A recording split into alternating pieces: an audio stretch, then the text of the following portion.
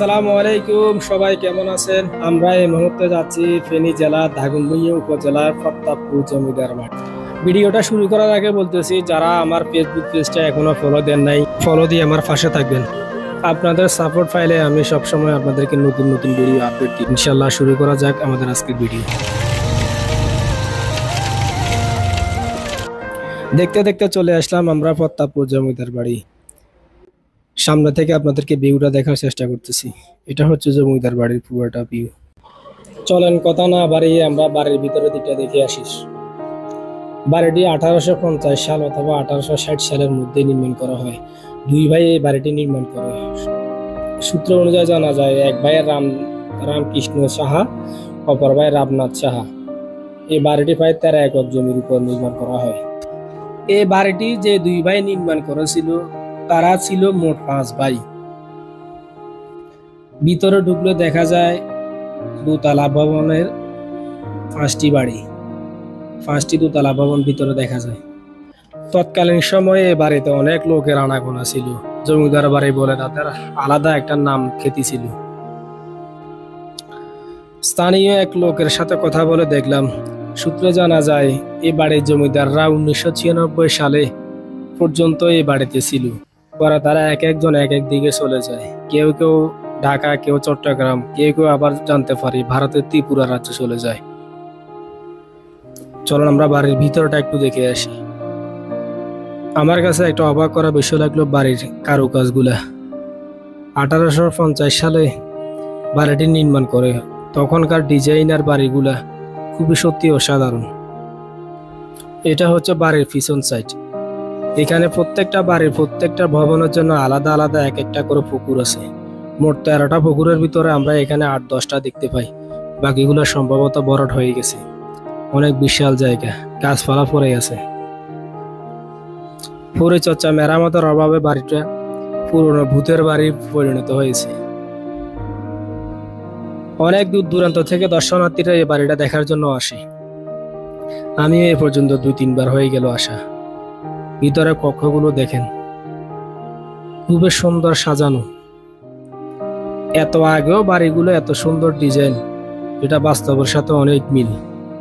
1850 সালে আসে 2025 সালের সাথে অনেক কিছু তফাৎ পাওয়া যায়। এরকম ডিজাইনের বাড়িকে আমরা এখন নতুন আধুনিক ডিজাইন বলি, অথচ এটা 1850 সালে করা। আমি এই মুহূর্তে দাঁড়িয়ে আছি দোতলা ভবনের উপরে। উপর থেকেও খুব সুন্দর দেখায়। এখানকার স্থানীয় এক মুরব্বীর সাথে কথা বলে জানতে পারি, ওনারা 1996 সালের পর থেকে এই বাড়ি ত্যাগ করেন। দুর্ভিক্ষ, চুরি ডাকাতির কারণে তারা এই বাড়িটা ত্যাগ করতে বাধ্য হয়। যদিও তারা 1996 সালে এই বাড়ি ত্যাগ করে, এখনো তাদের মালিকানা সূত্রে এই জায়গার মালিক তারাই আছে।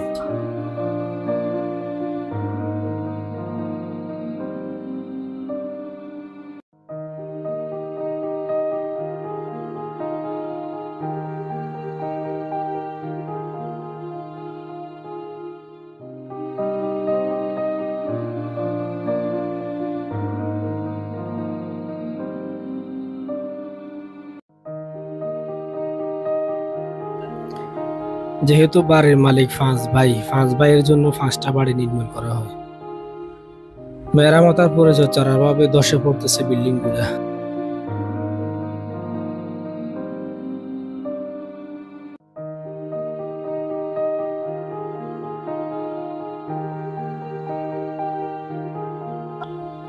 আপনাদের যাদের দেখতে মন চাইতেছে তারাও ইচ্ছে করলে ঘুরে আসতে পারেন।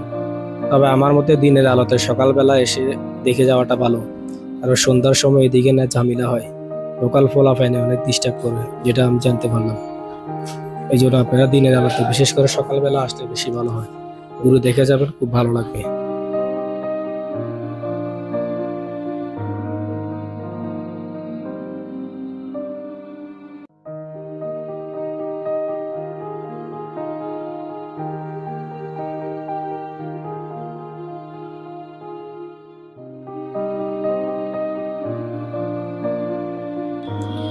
ঘুরে ঘুরে অনেক কিছু দেখার পর এই ভবনটা আমার চোখে পড়লো। বাড়িতে ঢুকার সময় সামনের ভবনটার ছাদ ভেঙে পড়ে। ছাদের ভিতরে তাকাই দেখি শুধু ইট বালু সিমেন্ট দিয়ে কিভাবে ভবনটা দাঁড়িয়েছিল, রডের কোনো ছিটে ফোটা নাই।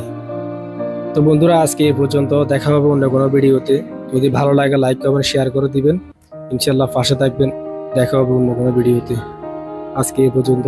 আল্লাহ হাফেজ, আসসালামু আলাইকুম।